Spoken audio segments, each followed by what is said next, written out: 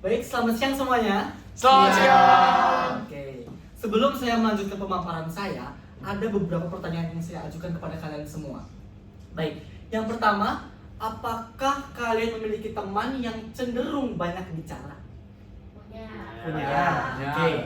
Yang kedua, apakah di antara kalian terdapat orang yang ketika menyampaikan pendapatnya itu cenderung menggunakan suara yang lebih keras atau bahkan cenderung lebih mendominasi dirinya dibandingkan orang di sekitarnya? Ada. Punya. Baik. Terima kasih atas jawaban yang diberikan. Dan dalam kesempatan hari ini, saya, Yosef Tegar Firgiawan, akan menyampaikan beberapa pemaparan konsep mengenai seberapa besar pengaruh vokalitas yang dimiliki oleh seseorang terhadap lingkungan sekitarnya.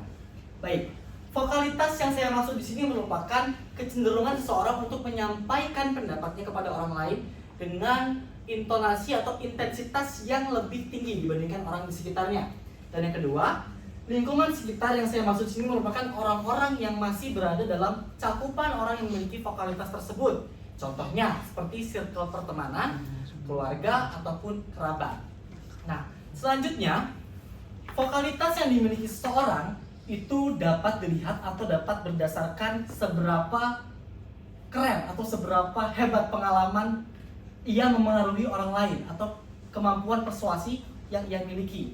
Nah, dalam hal ini dapat terlihat bahwa vokalitas itu sebenarnya memiliki pengaruh yang sangat signifikan.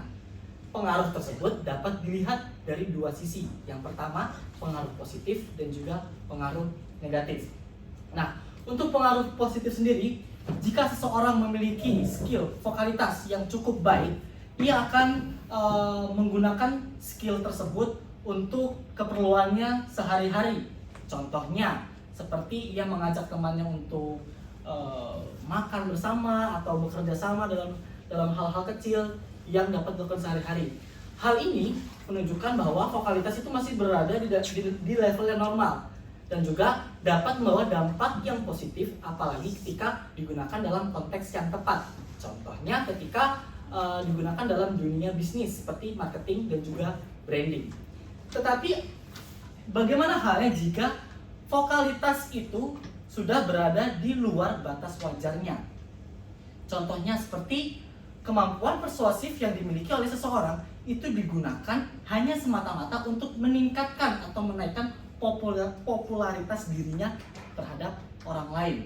Contohnya seperti kalau kalian misal ada teman yang melakukan kesalahan ketika presentasi, kalian pasti beberapa saat atau ya sewaktu-waktu akan tiba-tiba nyeplos omongan kayak ya salah, hahaha, seperti itu. Itu udah merujuk ke arah vokalitas yang berdampak negatif untuk orang lain. Dan bagaimana jika vokalitas ini terus dilanjutkan, maka ini akan juga berdampak kepada penyampaian informasi yang tidak baik bagi lingkungan di sekitarnya. Baik, vokalitas ini akan terus berjalan atau berputar ketika pihak-pihaknya terus menerapkan sistem seperti ini. Pihak-pihak tersebut meliputi vokalisator itu sendiri, yang kedua orang yang menjadi bahan pembicaraan itu sendiri atau orang yang menjadi subjek, dan yang ketiga adalah pihak tengah atau pihak netral. Contohnya seperti ini. Di sebuah desa bernama desa Cijantra terdapat sebuah perkumpulan arisan ibu-ibu yang di dalamnya berjumlah 10 orang. Di dalamnya terdapat 2 orang ibu-ibu yang bernama Bu Ratna dan juga Bu Surti. Bu Surti ini, diingat, Bu Surti ini merupakan orang yang memiliki vokalitas cukup tinggi. Apa aja diomongin, apa aja diceplosin sama dia pokoknya. Sedangkan Bu Ratna ini merupakan orang yang cenderung lebih sering mendengarkan orang lain berbicara. Nah, kemudian pada suatu ketika mereka akan mengadakan sebuah pertemuan arisan bulanan yang dimana akan membahas hal yang cukup penting, yaitu karya wisata ke luar kota. Di saat hari itu, Bu Ratna ternyata tidak hadir dalam rapat kali itu. Nah, dari ketidakhadiran Bu Ratna ini mulailah muncul spekulasi-spekulasi yang dilontarkan oleh Bu Surti kepada teman-temannya. Seperti ini Bu Ratna ini kayaknya nggak datang emang karena emang nggak niat aja ikut arisan kita. Dia nggak mau berbaur sama kita dan lain sebagainya. Nah, ibu-ibu lain sebagai pihak tengah atau pihak netral menerima informasi yang disampaikan oleh Bu Surti mentah-mentah dan langsung memasukkan ke dalam pikirannya, ke dalam otaknya, sehingga mereka memiliki anggapan bahwa Bu Ratna itu adalah orang yang seperti diucapkan oleh Bu Surti.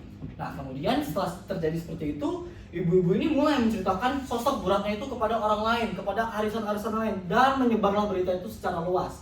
Sehingga yang terjadi adalah tidak ada lagi orang yang akan atau yang mau mengajak Bu Ratna untuk bergabung ke dalam lingkup mereka. Hal ini mengakibatkan Bu Ratna dijauhi oleh lingkungan-lingkungan sosial di sekitarnya. Seperti itu. Dan hal ini juga sering terjadi kepada kita. Kita sering menjadi sebagai pihak tengah, atau sering menjadi pihak yang mendengarkan informasi dari orang lain. Seperti itu. Informasi yang kita dengarkan itu mungkin dari orang yang kita kenal, atau yang kita dekat, atau yang kita percaya, tapi kita tidak memilah dan memilih apakah informasi tersebut benar dan sesuai dengan kenyataannya. Untuk itu, kita sebagai komunikator diajak untuk memberikan informasi yang valid dengan sesuai dengan kenyataannya, dan juga informasi yang memiliki bobot nilai atau moral kepada orang lain. Tidak menyusahkan orang lain, tidak merugikan orang lain, dan juga ya berdampak positif untuk kelangsungan hidup sosial secara bersama-sama. Dan sebagai komunikan, kita juga diajak untuk kritis dalam memilih dan memilah informasi yang kita terima. Walaupun informasi itu berasal dari orang terdekat atau dari orang yang kita percaya lah bahasanya, tetap saja kita lihat apakah informasi itu mengandung nilai-nilai yang sesuai dengan apa yang saya lihat di kehidupan nyata, atau informasi yang disampaikan justru berbanding terbalik dengan apa yang saya percayai. Sehingga ketika kita dapat bersifat kritis seperti itu, kita dapat menjaga hubungan relasi kita dengan orang sekitar, dan juga kita dapat menjaga perasaan orang di sekitar kita untuk tetap menjalin hubungan baik dengan diri kita sendiri. Dan untuk yang terakhir, pertanyaan saya kepada kalian semua adalah, saya yakin kalian merupakan orang yang memiliki vokalitas yang tinggi. Tapi apakah vokalitas yang kalian gunakan itu membawa dampak baik atau buruk bagi orang di sekitar kalian? Sekian dari saya dan terima kasih.